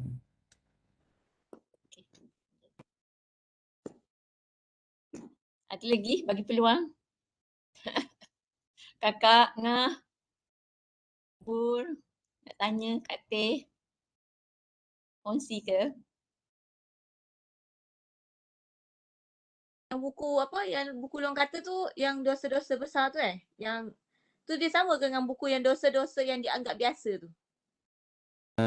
Pengarang apa ya? Pengarang Imam Zahabi juga kan? Tak tahulah. Ya, sebab dia tak ingat kalau dia terjemah, takut dia terjemahan bagi nampak catchy sikit kan. Tapi yang dia dosa-dosa tu, tajuk dia dosa besar lah, Al-Kabair tu. Buku Long yang Long kata ada kat rumah mak tu, buku Arab Rasa ada yang terjemah ke, abang beli rasa yang pernah ternampak. Ya. Tapi tak ingat ke mana. Ternampak. Buku kat rumah ni cari tak jumpa. Lepas tu dia minta abang carikan, dia tahu je kat mana. Belitan syaitan apa benda tu. Apa tak jumpa. Dah buku tu dah ada gitu. Tak.